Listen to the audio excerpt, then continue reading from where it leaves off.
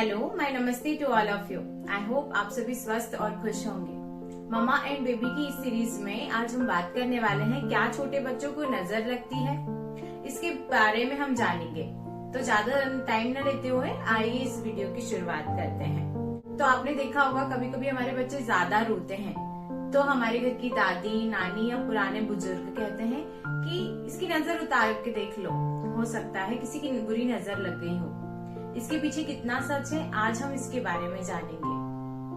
तो साइंस जो नजर है उसको नहीं मानता, जो विज्ञान है वो नजर को नहीं मानता, वो सब इसे अंधविश्वास समझता है। वहीं दूसरी ओर ज्योतिष है। ज्योतिष विज्ञान में बुरी नजर का अस्तित्व बताया गया है कि ये सच है। आखिर कितना? जब हमारे बच्चे, हमारे शिशु, ज्योतिष विज्ञान के अनुसार जब हमारे छोटे बच्चे इन्फेंट या शिशु होते हैं, उन्हें लोगों की बुरी नजर लगने का खतरा बहुत ज्यादा होता है, क्योंकि जो वो इस दुनिया में नए नए आए होते हैं वो बिल्कुल प्योर सोल होते हैं। उनकी जो ऊर्जा है बहुत प्योर होती है, तो वो दूसरों की एनर्जी को बहुत जल्दी कैच करते हैं, दूसरों की ऊर्जा को बहुत जल्दी कैच करते हैं और वो दूसरों की ऊर्जा उन्हें बहुत ही प्रभाव डालती है। आखिर क्यों? क्योंकि जो शिशु होते हैं, इन्फेंट होते हैं, नवजात शिशु होते हैं, वो बहुत ही कोमल, बहुत ही सॉफ्ट होते हैं, बहुत ही नाजुक, बहुत ही सेंसिटिव होते हैं। वो बिल्कुल प्योर होते हैं। उनकी प्योर एनर्जी होने के कारण सामने वाले व्यक्ति की नकारात्मक ऊर्जा का प्रभाव या सकारात्मक ऊर्जा का भी प्रभाव उन पर बहुत जल्दी करता है। जब उन्हें सकारात्मक व्यक्ति से संपर्क में आते हैं तो वो खुश फील करते हैं, अच्छा फील करते हैं और अच्छी अच्छी चीजें सीखते हैं। वहीं दूसरी ओर जब वो नकारात्मक व्यक्तियों के संपर्क में हमारा बच्चा आता है तो क्या होता है कि उस व्यक्ति के विचारों का प्रभाव उस शिशु पर पड़ता है। यदि व्यक्ति नकारात्मक है तो हमारे बच्चे चिड़चिड़े होने लगते हैं और रोने लगते हैं। वहीं कहीं कहीं जब नजर लगती है तो अन्य तरीके के लक्षण भी उस बच्चे में दिखाई देते हैं। हिंदू मान्यता में हमारी जो दादी नानी और ये बुजुर्ग हमें बताते हैं कि कुछ लक्षण बताते हैं कि यदि बच्चे में ये लक्षण दिखाई देते हैं तो उन्हें नजर लग चुकी है। आखिर वो लक्षण कौन कौन से हैं? तो सबसे पहला बच्चे का चिड़चिड़ा हो जाना। कभी कभी हमारे बच्चे बेवजह बहुत ही इरिटेट फील करवाते हैं, बहुत चिड़चिड़े हो जाते हैं, बहुत सी चुप करवाने पर भी नहीं रोते। आखिर इसके पीछे दूसरे लोग बताते हैं कि कभी कभी जब दूसरे लोगों की शिशुओं पर नजर पड़ती है तो वो कहते हैं कितना क्यूट बेबी है, कितना अच्छा बच्चा है, तो इसका प्रभाव उन पर पड़ता है और वो चिड़चिड़े हो जाते हैं। दूसरा है रोना।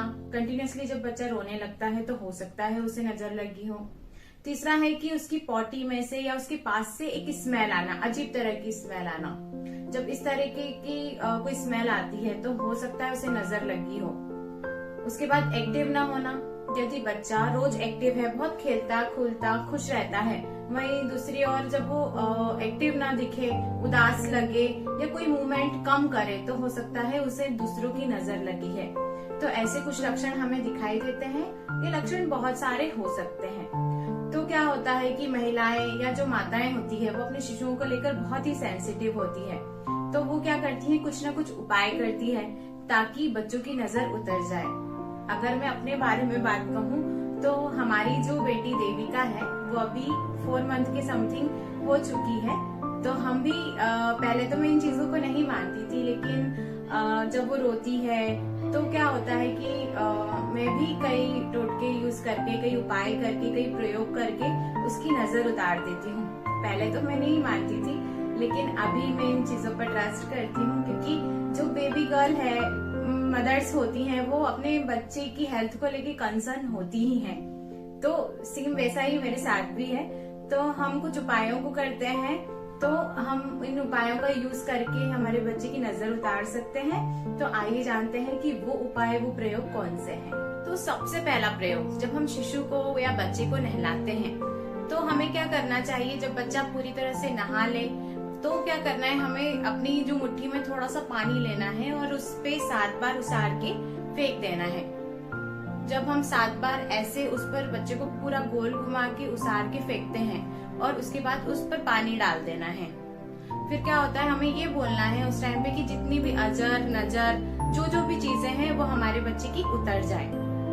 ये ऐसी मान्यता है, मैं भी इसका यूज करती हूँ। जब हमारी श्री को नहलाते हैं, हमारी देवश्री को नहलाते हैं, तो हमें काफी समय से इसका यूज कर रही हूँ। ये नुस्खा मुझे मेरी मम्मा ने बताया है। वो जब श्री को नहलाती थी तो इस तरीके से करके ही उसको फेंक देती थी। अभी हम घर से थोड़ा सा दूर रहते हैं तो जिसकी वजह से मैं खुद ही उसे नहलाती हूँ, उसके बाद ये टोटका यूज करती हूँ। यदि आपको अच्छा लगे तो आप भी इसे यूज कर सकते हैं। इस वीडियो को शूट करते करते हमारी देविका उठ गई थी तो मैंने सोचा क्यों ना इसको भी अपने पास ले लिया जाए। तो तीसरा उपाय है कि जब आपका बच्चा बहुत रोता है तो क्या करें, आप आटे के 2 पीस बनाएं। आटे की 2 लोई छोटी छोटी सी बना लें। उसमें उनका एक पुतला बनाए, जैसे कि मुंह निकाल दिया, उसके हाथ निकाल दिए, पैर निकाल दिया, और एक का नाम रख दो रोनी और दूसरे का नाम रखना है सोनी।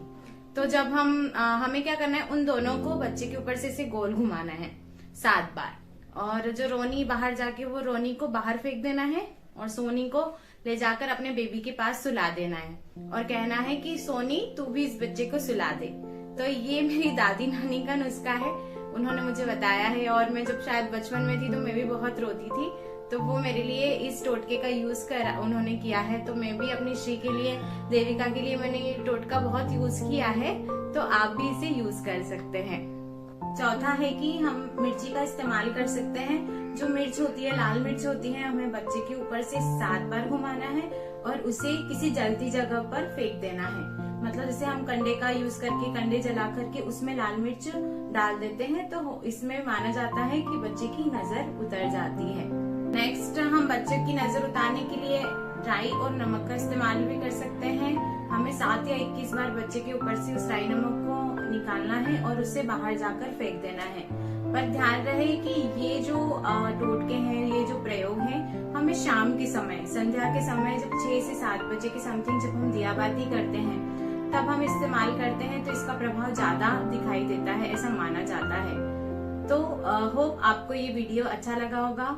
हम मिलते हैं अगले वीडियो में, तब तक खुश रहें और सुरक्षित रहें।